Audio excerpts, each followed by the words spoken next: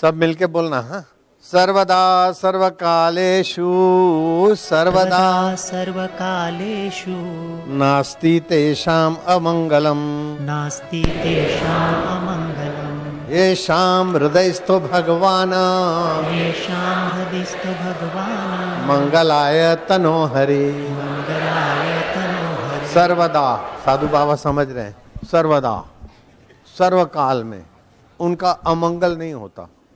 जिनके हृदय में मंगलमय श्री हरि की स्मृति। हरि किसको बोलते हैं? जो सर्वव्यापक है, सदा है, सर्वत्र है, हजार हजार नाम है। इतना तो हमारे ऋषियों ने कहा, लेकिन हजार हजार नाम हमने खोजे। ईश्वर के नाम अनंत है, उसको बोलते हैं हरि। हरि व्यापक सर्वत्र समाना, प्रेमते प्रकट हो वही में जाना।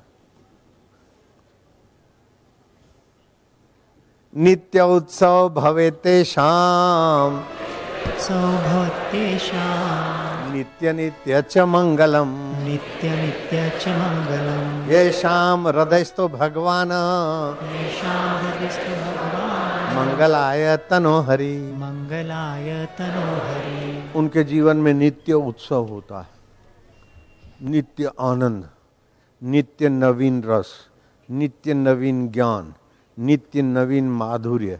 जैसे सूर्य तो पुराण पुरुषोत्तम है, लेकिन हर रोज नित्य नया। चंद्रमा नित्य नया। ऐसे ही जिनके हृदय में भगवान की आस्था है, भगवान की प्रीति है, भगवान की प्रसन्नता के लिए सेवा में तत्पर है, उनके दिल में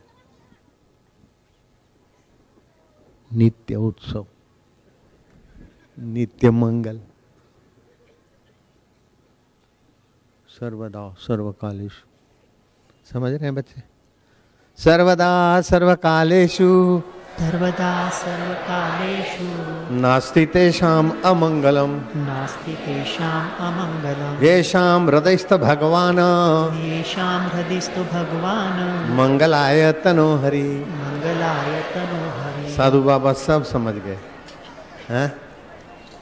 नित्य नवीन रस, नित्य मौज। उड़िया बाबा को किसी ने कहा, बाबा हमारे घर भिक्षा लेने पधारो। युवक लड़का था, बाबा जी का भगत था। बाबा जी ने कहा अच्छा आ जाएंगे। एक दिन उड़िया बाबा चल दिए। उड़िया बाबा वृंदावन वाले सब जानते हैं उनको, बड़े ऊंचे कोटि के संत हो गए। अखंडानंद उनके चरणों में नमन करते थे, और अखंडानंद के चरणों में इंदिरा गांधी की गुरु आनंदमयी माँ नमन करती थी। ऐसे ऊंचे कोटि के उड़िया बाबा थे, व्यापक ब्रह्म स्वरूप अपने को जानते थे। मानना एक बात है, जानना दूसरी बात। वो उसके बच्चे के कहने से उसके घर पे गए, तो लड़का तो था नहीं। अब उसका बाप था आर्य समाजी, बड़ी बड़ी मूछों वाला, पहलवान दिमाग का, मोटा मोटा पहलवान दिमाग, मतलब फिजिकली बल ज़्यादा, दिमागी बल थोड़ा, पेटी पेक। अरे बाबा क्या है, भिक्षा मांगने आए? इतने मोटे ताजे काम नहीं करते? उड़िया बाबा जैसे संत भिक्षा लेने को गए, तो मुच्छों वाला पहलवान बोलता है कि क्या भिक्षा मांगने आए, काम काज नहीं करते, इतने हट्टे कट्टे मोटे ताजे हो? बोले काम मिलता नहीं है। अरे काम मिलता नहीं, आओ इधर,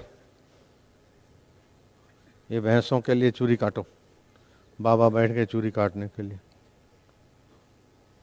क्या बोला मैंने? बाबा बैठ गए चूरी काटने, मजदूर का काम करने।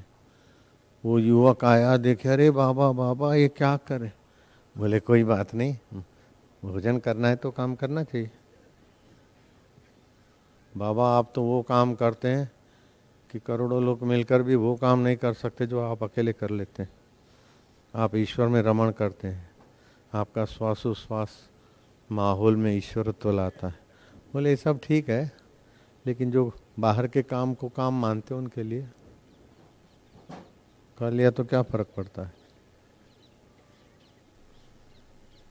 घटना तो अमंगल की है। प्रधानमंत्री की गुरु जहाँ चरण रज की इच्छा करे, उस महाराज को किसी ने कह दिया बाबा हमारे घर पधारना। बाबा जी चले गए। वो लड़का नहीं था, उसके लड़के के बाप ने डांटा कि भीख मांगते हो, शर्म नहीं आती, इतने मोटे ताजे हो,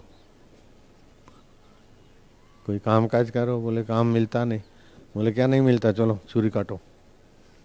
बाबा चूरी काटने लग गए, भैंस गाय आदि के लिए। दुख हुआ ही नहीं। नित्य उत्सव है, नित्य मंगल है। जैसा अमृत तैसी बिस्खाटी, जैसा मान तैसा अपमान। कुछ समय के बाद दूसरा ऐसा बाबा की दिल्ली में जाना हुआ। दूसरा कोई भगत मिला।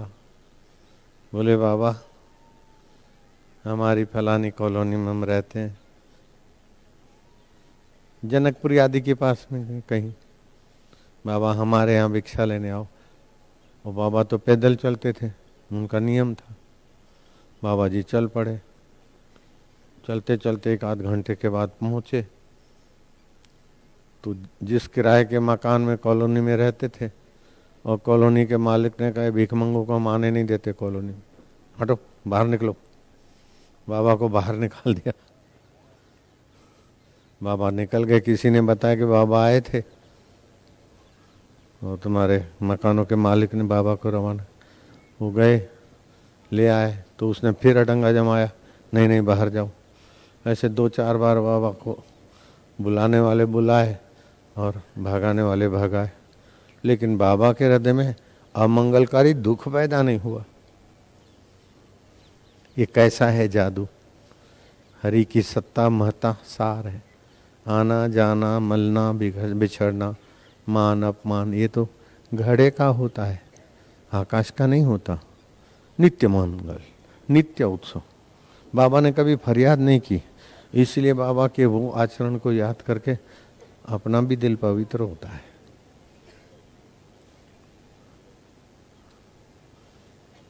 अपमान हो गया तो क्या है, मान मिल गया तो क्या है, ये सब स्वप्न है। जो नित्य है वो मान का भी साक्षी है, अपमान का भी साक्षी है। जो नित्य है वो मान से निराला है, अपमान से निराला है।